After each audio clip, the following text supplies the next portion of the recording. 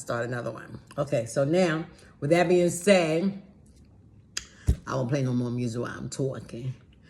Let me take care of this business that I need to take care of.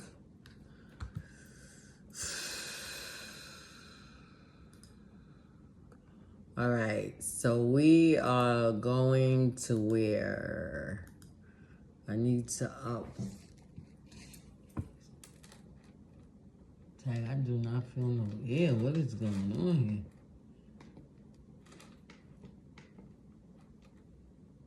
The room is 75. Okay, low is high temperature with the air conditioner, and high is low temperature. Let me see. Let me just.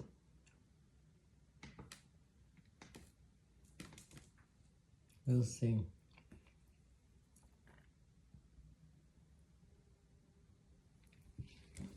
All right, so. Dang, what was I gonna do? My memory is as good as far as I can throw it. Because don't let me start thinking about something else. I done forgot what I was thinking prior, Lord Jesus. At least I don't feel bad because them 20s and 30s and 7-year-olds and 13 years old, they don't remember. They memory is not even as good as mine was when I was their age. Because I still now remember some things when I was as young as 3 years of age. I ask them now about things that just happened yesterday. You remember that? One of my grandsons, Junior, he look up at the ceiling. Like the ceiling will tell him something. What you look up there for? I used to, whenever he asked him something, and then we looked out, I said, wait a minute, what? Am I missing something? Let me look too. That's like that lady that when I was in jail and the lady came to me and said, what's your name? I said my name. I gave her my name. And she was like, The whole jail cell was quiet. The whole facility where we was quiet. Right? And she asked me again, she said, what's your name? So I told her my name. She looked back and she said, she's looking like that.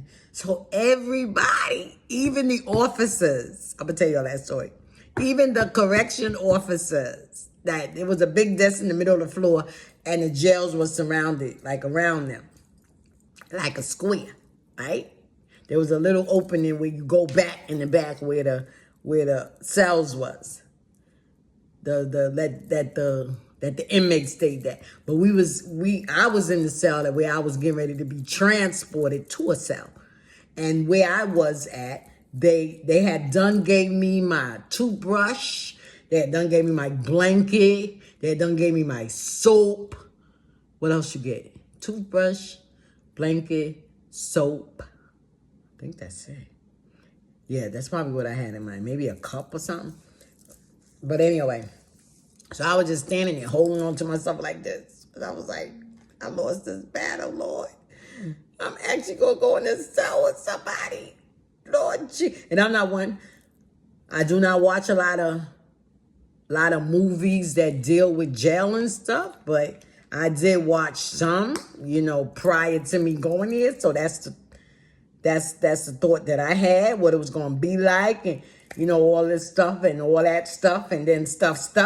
So I was like, and then she comes to look me in my face and say, what's your name? I told her my name. So now everybody's like paying attention because officers get the attention. When you walk past and stop to talk to somebody that's in a cell already, you want to hear what's happening. You want to hear what's going on. So everybody was quiet. But everybody was more like concerned about the officer because she kept looking up at the ceiling and nobody saw no opening in this ceiling. Like, why is she looking? So she asked me again, what's your name? I told her my name. She had a hand on her chin just like this. She was like, I'm going like this, like looking around, but she was like, What's your name? Told her. So now everybody in the cell is looking at the ceiling. And I can hear them whispering like, what the crazy is she looking at the ceiling for? And I was trying not to laugh, but inwardly I was. But I was trying not to show it because I didn't want her to be like, I don't know what they do. They get mad and be like, why you gonna stay an extra 10 days? So I was like, I better not laugh. Because I'll go to prison if I start laughing. So they be like, but inwardly I was cracking up. I was like, what is she looking at? I said, Lord, is she looking at you? I want to see you too. Right? So I can hear everybody whispering, what's she looking at? What the crazy wrong was? Y'all remember marbles? Yeah. She done lost some marbles. So I'm trying not to let. She done lost some marbles. Yo, Society. Because, you know, black people got crazy names. Yo, Society. What's up, Janaya? What's she looking at? So when she asked me the last time, what's your name? I told her my name. I told her my name. She looked back up. Then she came back to me. She only looked up there for about 1 second. When all before she be up there like a minute. Looking like a minute. She looked at me. She said, you're going home. Everybody started clapping. Oh, wait. Look back up at the ceiling and see if somebody tell you the same thing about me. Everybody started cracking up. So these people that was in there with me was well known.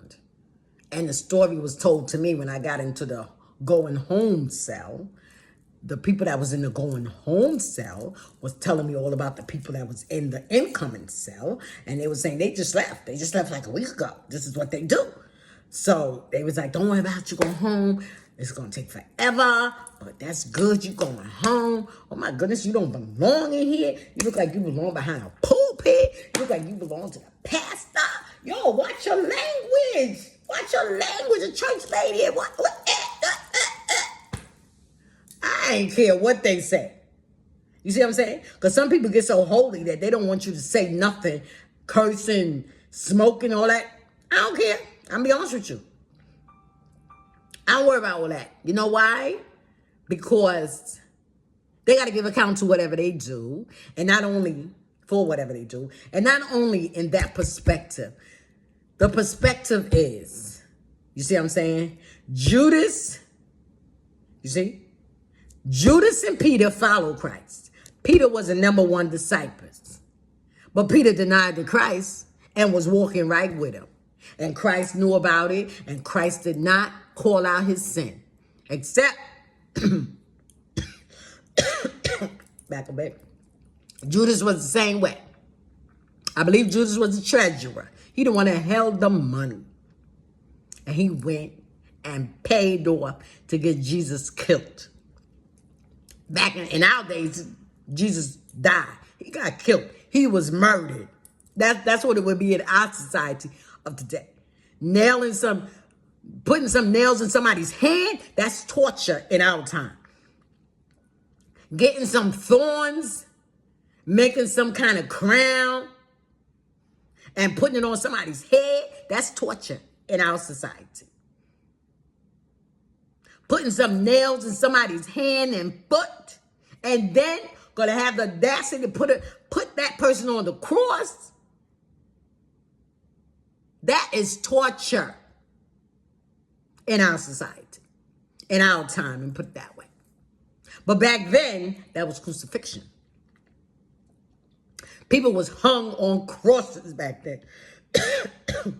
People was nailed. People got nails in their hands back then. When you committed a crime back there and you stole, your hands was cut off back then. You blasphemed, you said anything about the God that they were serving, they cut your head off. Like they did John the Baptist. But for those who didn't know, that was John the Baptist's destiny.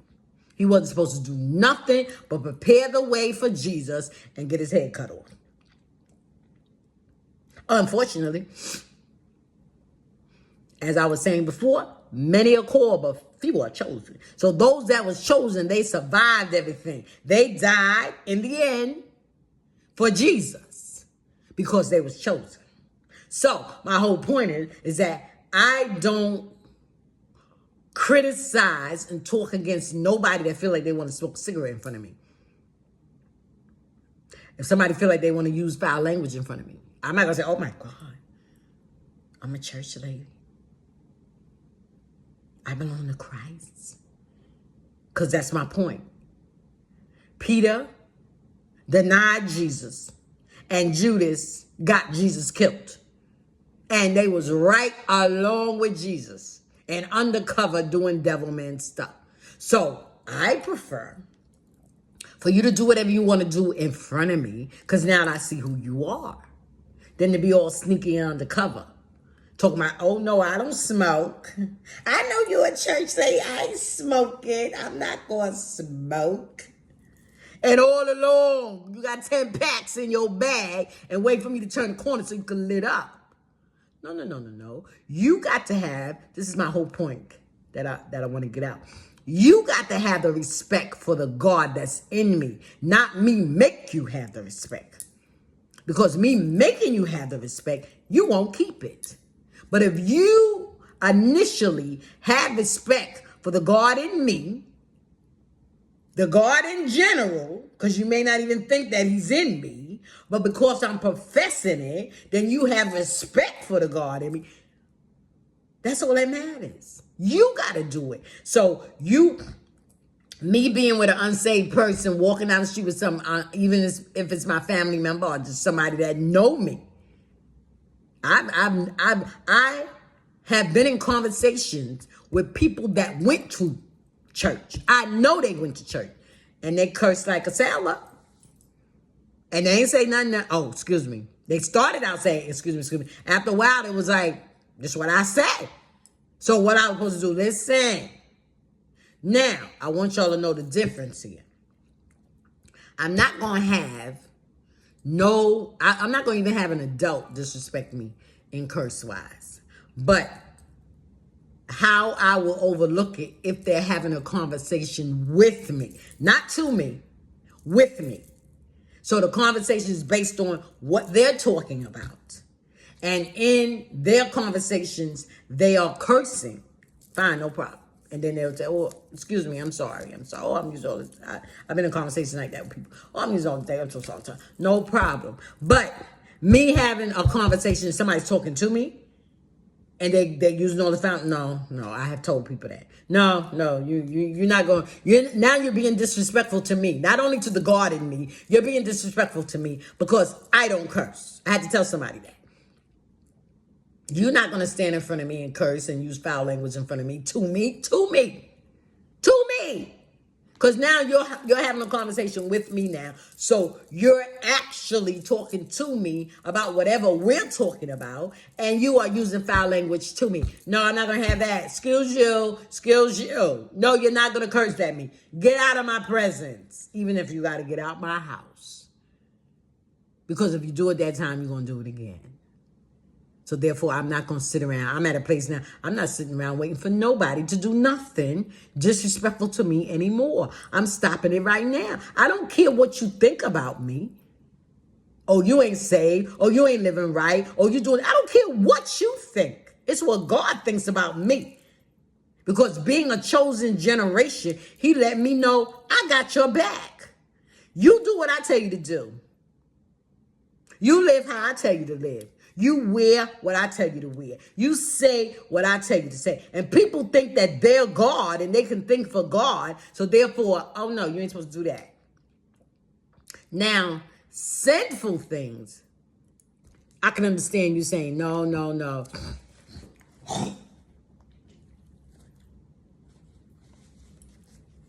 I can understand you saying, no. You're not going.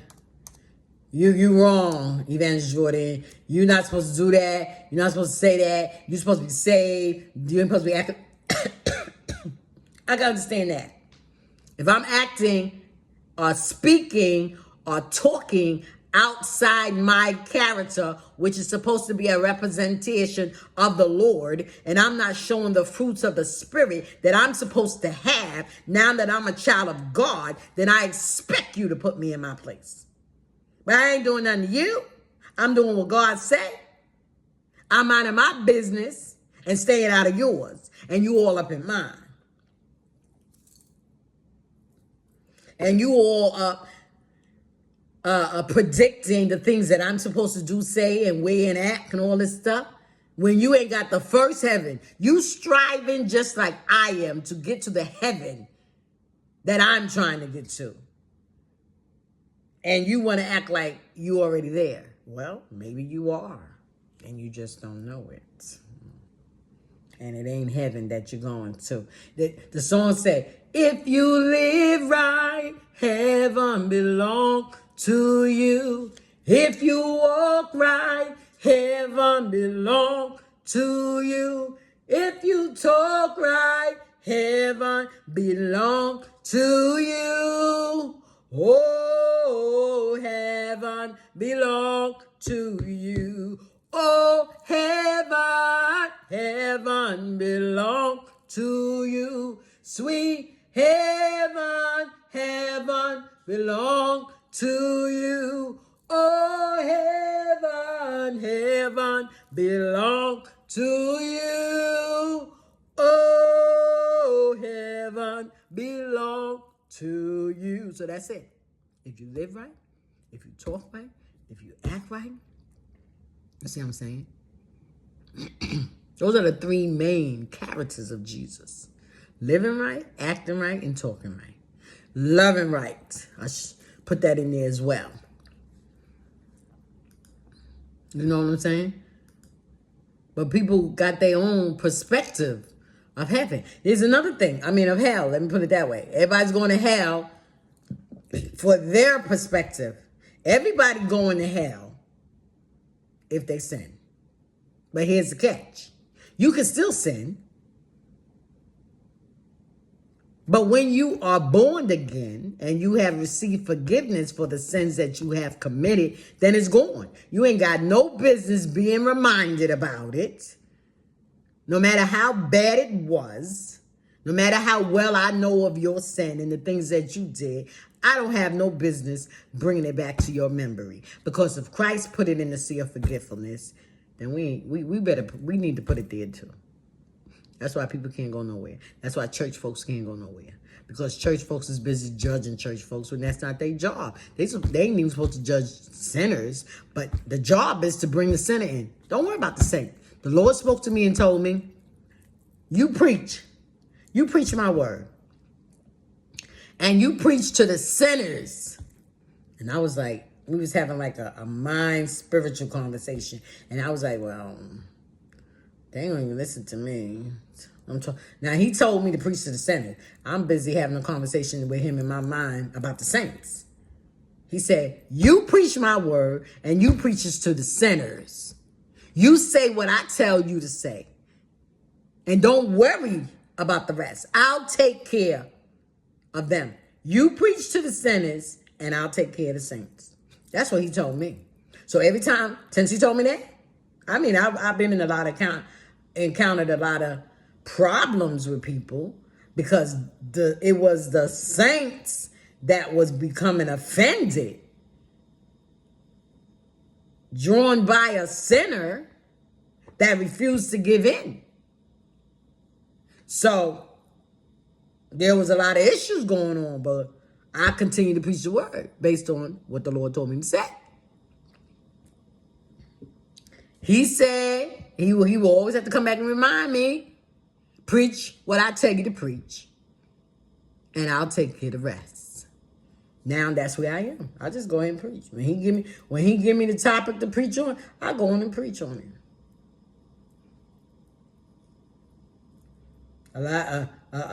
Some of my message be geared to the saints. I know it be geared to the saints. But I don't worry about it. I go ahead and preach it. And whoever's for, they come to me and tell me whether they're a saint or a sinner. Whether they're a sinner professing to be a saint or whether they're a saint and they're a sinner. However it is, only God knows. I don't get up there and I don't predict nobody's life when I'm preaching God's word. I get up there and say what God wants me to say, and I go sit down. Sometimes I be in the middle of a message. Don't read it out in the whole nine. Written it out in the whole nine. And the Spirit of the Speaker say, that's enough. And he'll shut it down. That'd be crazy. I be blowing the mind of the people sometimes because I be going and going and going. Like, for instance, I give you an example. If anybody saw the video that I preached Sunday. Because not Sunday past, the Sunday before that, second Sunday. The title was I Love the Lord, the second part 2. I was busy doing preaching, whatever I'm saying. The Lord said, that's enough. I went back over to the pulpit. Y'all are seeing the video. I closed it down with, we got to submit ourselves to the Lord. And when we submit ourselves to the Lord, then God will be able to do what he needs to be. He'll be able to do what he want to do with us, within us, and we'll be able to love him correctly because we allowing him to do what he want with our bodies. Our bodies belong to him. And he had me go out with the song, I'm yours, Lord. Everything I got, everything I am, and everything I'm not, I'm yours, Lord. Try me now and see if I can be completely yours. Oh, I'm yours, Lord. Everything I am, everything I got, and everything I'm not. Oh, I'm yours, Lord. Try me now and see if I can be completely yours.